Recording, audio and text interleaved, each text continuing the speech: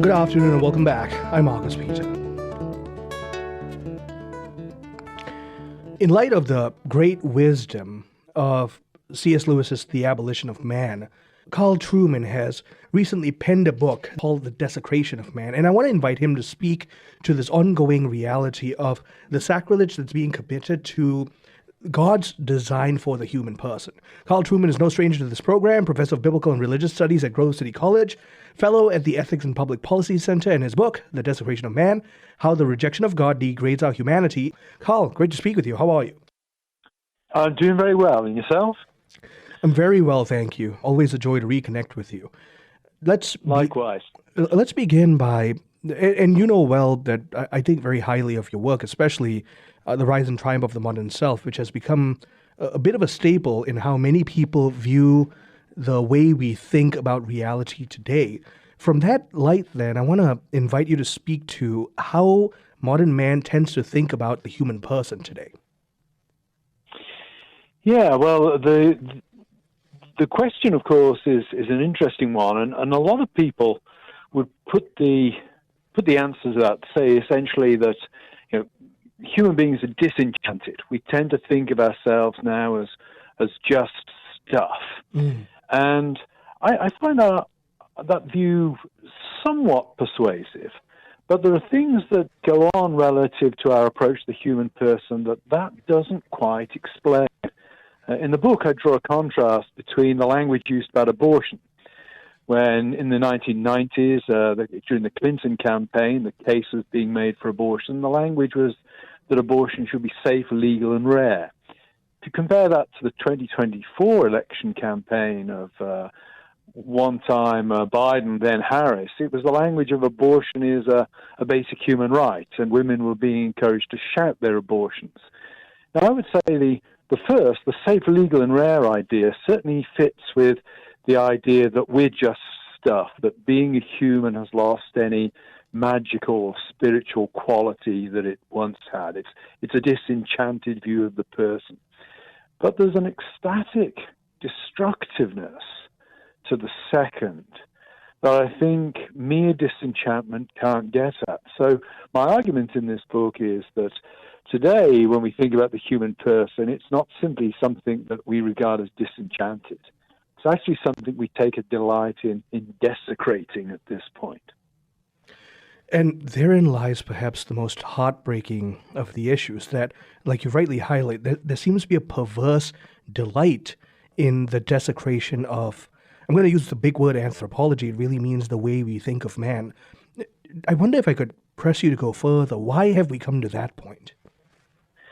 Yeah, an interesting question. I think the answer to that is, I would give a sort of, like a sociological and then a theological answer.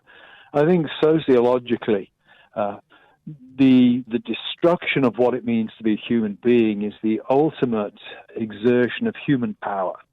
The last 300 or 400 years have seen an increasing intolerance of external authorities shaping who we are and who we think of ourselves to be. And there's a sense in which, well, the last great external authority, of course, that's our own body. And so much of what is going on in contemporary society involves the destruction of the body, whether it's abortion, whether it's euthanasia, whether it's transgenderism, or whether it's, for example, homosexuality and the transformation of the significance of the sexed nature of the body. All of these things are attacks on the givenness of what it is to be a human being relative to our body. And that makes us feel powerful, even though it's doing tremendous damage to us.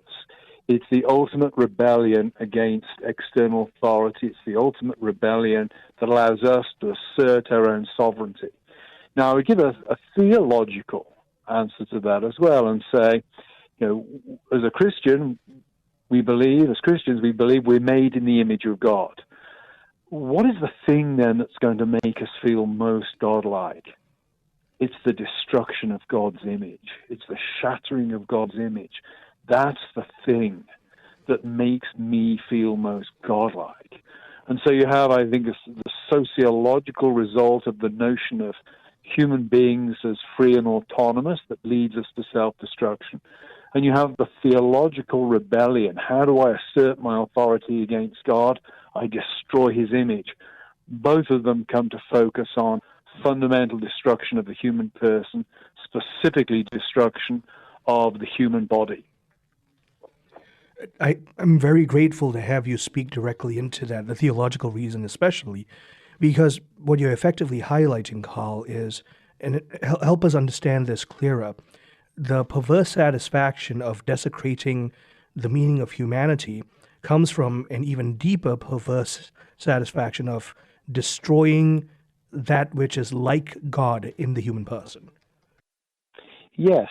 Ironically, Nietzsche, the great 19th century German atheist, puts his finger on this.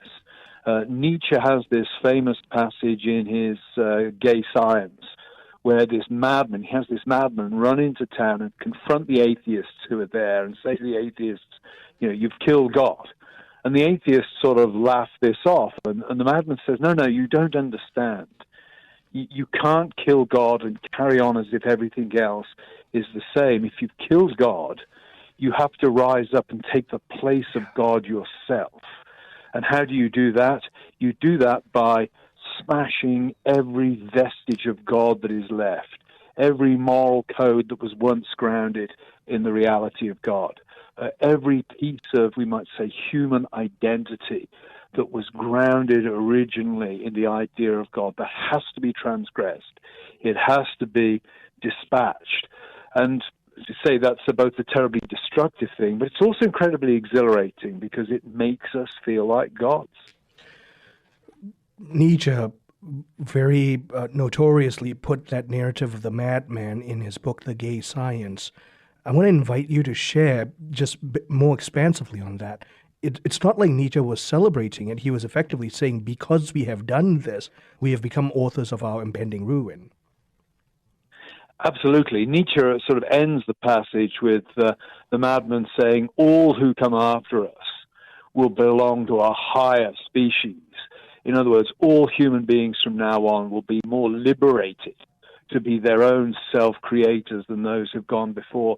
Now, Nietzsche was honest enough to see that on the one hand as exhilarating, as giving us a sense of power, but also as being terrifying. When you think about it, the burden of self-creation is indeed a terrifying burden. And Nietzsche's real challenge was, are you strong enough, are you big enough to step up to that yourself? So Nietzsche really, I think he captures two things. He captures the exhilaration that comes from this kind of iconoclastic atheism. But he also points to the reason why so few people, so few atheists are willing to follow through on their atheism. Because it's actually a terrifying prospect to have to invent your own identity, to have to stand up and become God yourself. That brings terrifying Promethean responsibility with it. And it ought to terrify if we spend enough time thinking about it. And what happens, even before we get to the category of desecration, which you're rightly highlighting, what happens to the way we think about reality and man's interaction with reality if we cut God out of the picture? Yeah, well, it really dispatches any notion of transcendent morality. In the case of Nietzsche, it really comes down to, we might almost put it this way, a worship of power, a worship of the strong, a kind of untrammeled vitalism. I think for the weak, it creates a horrifying universe. I mean, think about a very contemporary example, but think about a 3-year-old who goes to their parents and says to mom or dad, I don't know if I'm a boy or a girl. And the parents turn around to the child and say, well, that's not for us to decide. That's for you to decide for yourself. That's a terrifying, terrifying situation to put that child in. As well it ought to be. My guest is Dr. Carl Trueman, Professor of Biblical and Religious Studies at Grove City College, Fellow at the Ethics and Public Policy Center. We're talking about his upcoming book, The Desecration of Man, How the Rejection of God Degrades Our Humanity. Stay tuned. I'm Marcus Peter.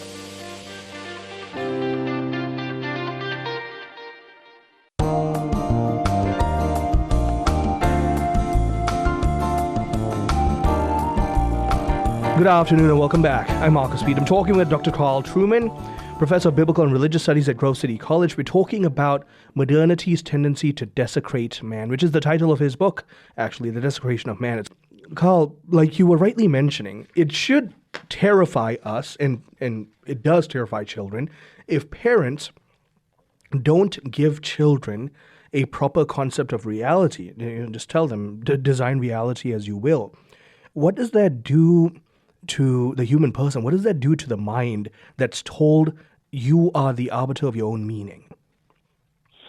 I think it leaves us free-floating and unable really to find a place to stand. When you think of the amount of loneliness, disconnection in this world at the moment, the inability to produce anything like a positive and stable moral hierarchy by which individuals and indeed societies are able to navigate the world.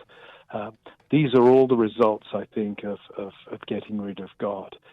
Nietzsche's Madman, again, has a powerful phrase in that passage when he says, what were we thinking when we unchained the earth from the sun? That's a very powerful image. When you think about that, the thing that keeps the earth in orbit is the gravitational pull of the sun.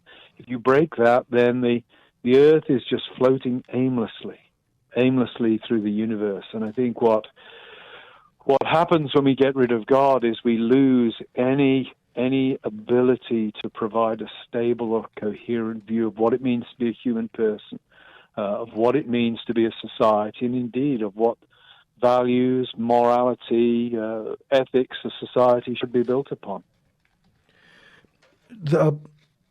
What you highlight is, it should startle us as well, because for some reason, modern man doesn't seem to understand that we can't have an objective system of good and evil if we don't acknowledge an objective God.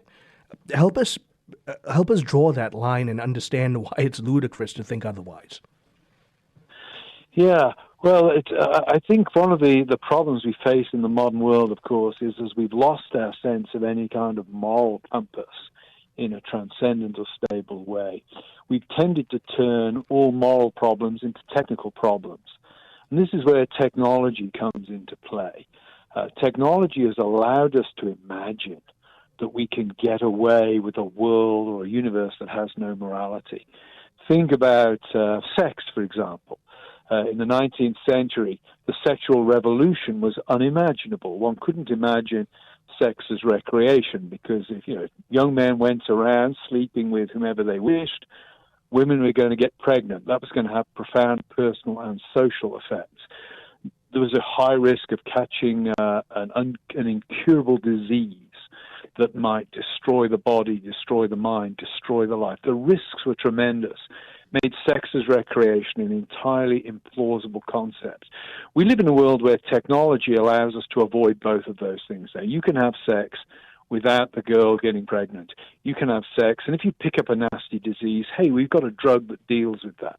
Why should you allow your will to pleasure, to be corralled by a moral code that seems antiquated, that no longer seems to apply? So we live in a world where the lack of any kind of moral foundation or moral code seems entirely plausible to us.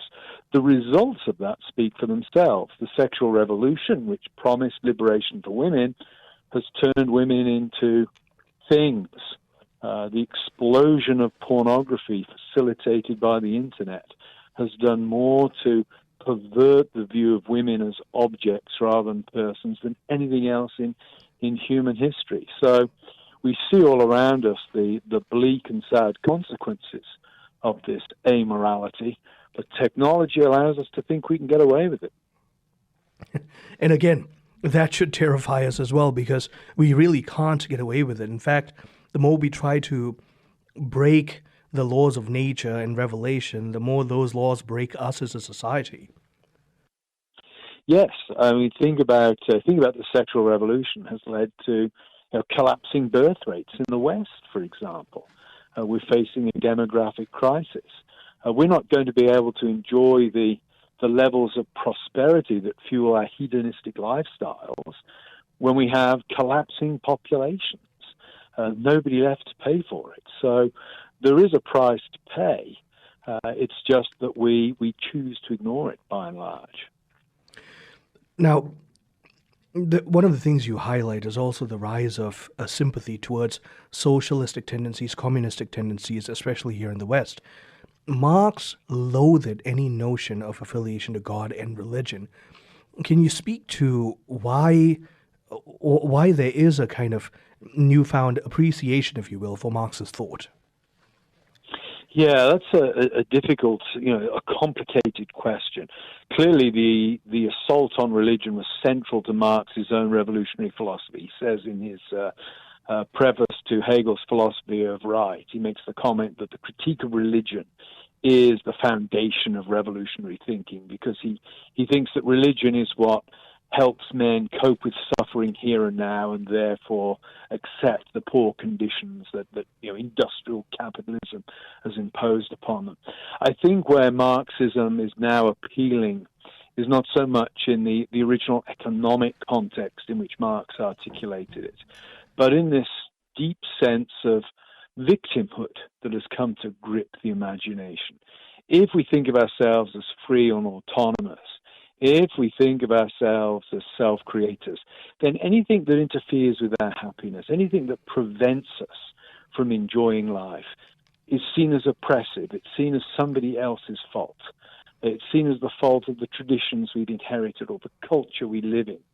And that means that we have a natural tendency towards anything that critiques that culture or debunks that history as being liberating. So I think it's that critique aspect of Marxism that has really come to the fore in recent years, and presents itself as liberating, culturally liberating. It is not, of course. As I've said in earlier answers, it leaves us free-floating and rootless. It leaves us as hopeless as we've ever been. You rightly highlight James Joyce and his Ulysses as an indicator of a kind of literary take on the pulse of culture, of how we've desecrated the meaning of God and man. Yes, so of course, Ulysses is one of the great novelistic manifestos of modernism. It's in some ways an attempt to try to retrieve some sort of epic meaning out of mundane life, but it begins with this mockery of the mass. Man appears at the top of a stairwell. His dressing gown is open, so he's exposing his genitals. He's about to shave, and he's waving his razor around in the shape of a cross. And he, as he holds up the shaving soap, he pronounces the first words of the Latin Mass. And it's a beautiful, I say beautiful in the broadest sense of the word. It's a beautiful way of capturing the complete loss of a sense of the sacred and the complete meaninglessness of sacred symbols and sacred rituals for the modernist mindset.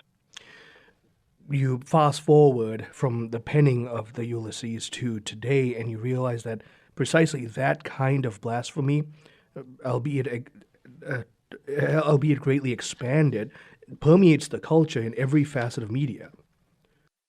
Yes, I mean, Joyce is an elitist. He's writing a work that very few people have read, and even fewer have fully understood or appreciated. And interesting enough, I suspect anybody reading the first few pages of Joyce today, very few would actually get the reference to the Latin Mass. That is, not part of pop culture. But what has happened with things like television, reality TV, the internet, is that I might say sophisticated sacrilege put forward by Joyce in Ulysses has become debased and commonplace in our world. I mean, think of the language of politicians, how politicians have blasphemies in their speeches, commonplace.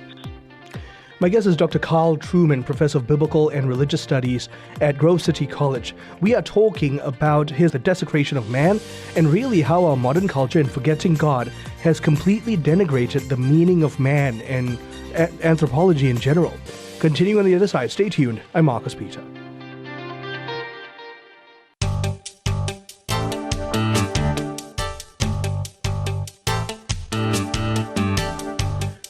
Good afternoon and welcome back. I'm Marcus Peter, talking with Dr. Carl Trueman, Professor of Biblical and Religious Studies at Grove City College, author of The Desecration of Man, soon to be out in April.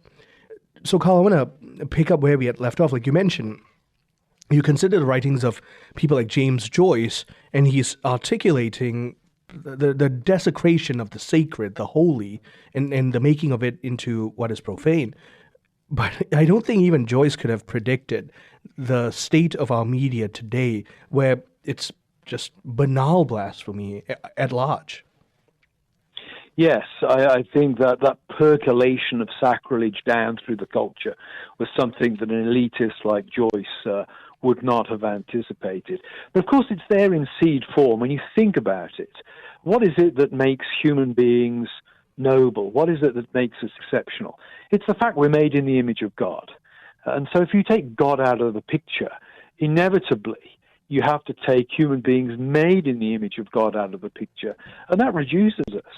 It's odd that our attempts to make ourselves greater than God ultimately contain the seeds of their own destruction. In making ourselves greater than God, we actually make ourselves nothing at all. And in making ourselves nothing at all, life ceases to have meaning. And so, what has that done to human relationships? I think it's degraded them. Again, when you think of one of the things about being made in the image of God, and the Catholic Catechism captures this nicely, one of the things being made in the image of God means is that we're persons, we are free individuals, and we relate freely to each other in a way that no other animal on the face of the earth does.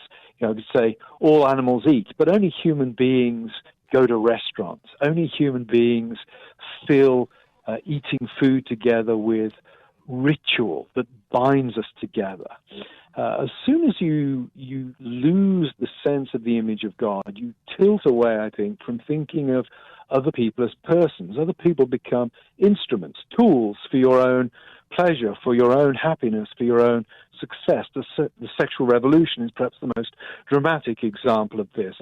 You have sex with a partner, not to give yourself to them, but to take pleasure from them. You're treating them as an object. So human relations get degraded.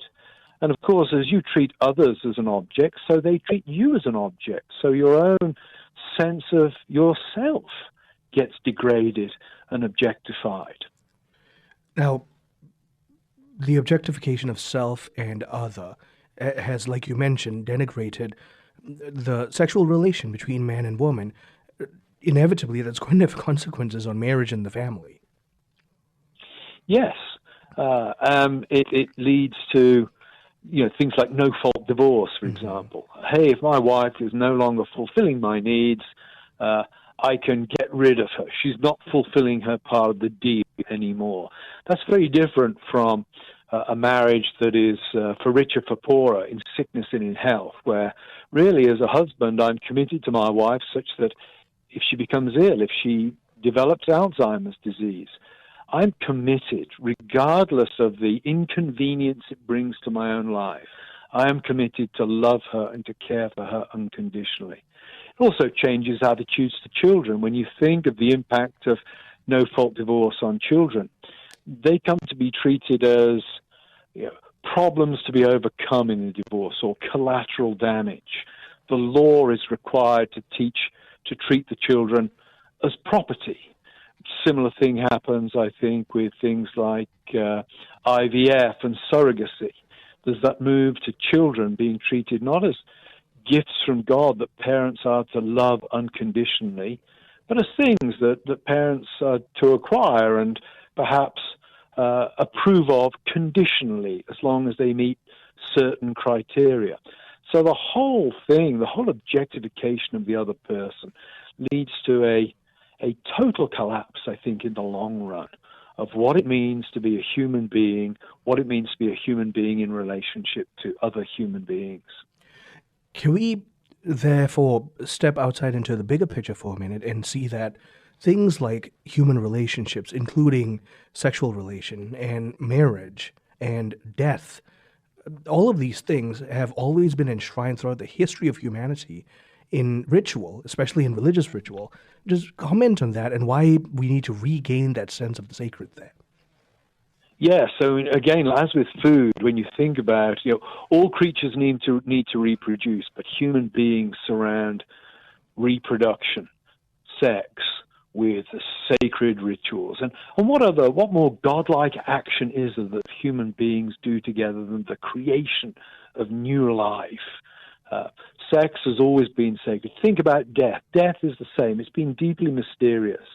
Even law today, if you abuse a corpse, often we'll use the language of the corpse was desecrated. That's a kind of folk memory of the holiness that was ascribed to death, the mystery that was ascribed to death. I think we need to regain something of that. And that's where, towards the end of the book, I point towards, the answer to the crisis of humanity and modernity is the church.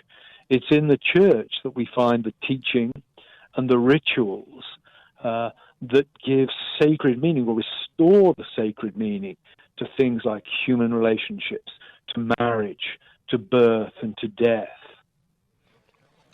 One thing that you've highlighted in terms of the desecration of corpses is that we've always culturally understood a kind of sacredness about the human body, and we pretend we don't today, but you highlight too the entire sexual revolution movement is an overt glorification of the body, including transgenderism, but without acknowledging the sacredness of it. Yeah, the body, it's odd in that the body is both exalted and has become mere stuff. And I've often thought that at the heart of the transgender movement, there is that weird tension. On the one hand, my body is not me. I'm trapped in my body.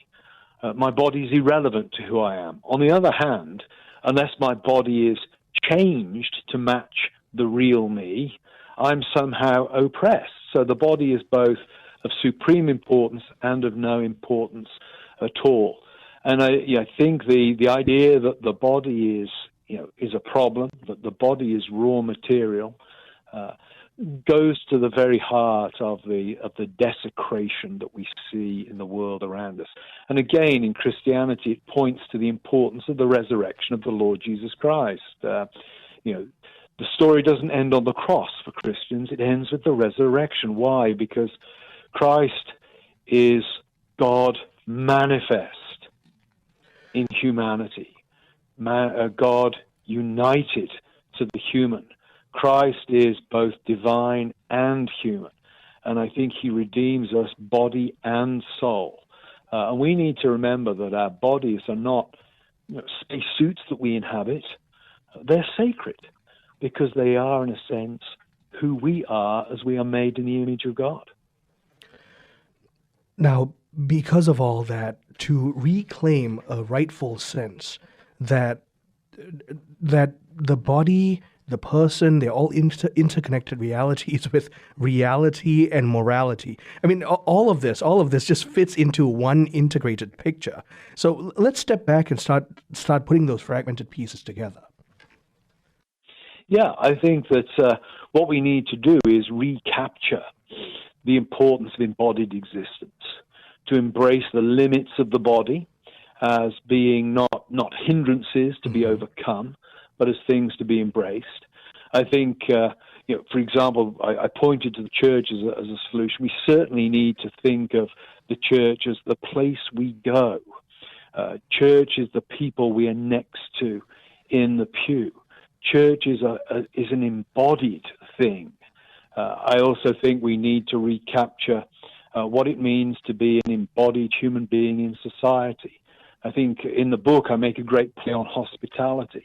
It's one thing to have, I use it in scare quotes, friends online.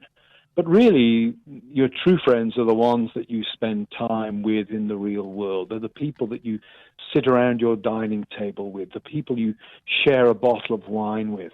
We need to recapture the joys of embodied interaction as a way of reframing our imagination about what it means to be human. When you're lying on your deathbed, you don't want your priest or your pastor or your family coming in on YouTube videos. You want them sitting in the room with you, praying with you, holding your hand. You want them physically present. Why? Because you know intuitively that to be human is to be embodied, and that shapes how we relate to each other.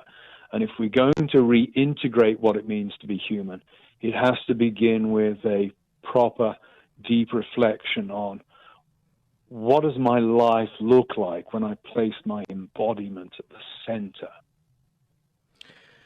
I love that you highlighted Dostoevsky's Ivan Karamazov as an exemplification of a metaphor that could help us take a good look at this question, that all harmony, all morality will only make sense if we subject our minds, our moral decisions, to a God who is the arbiter of morality.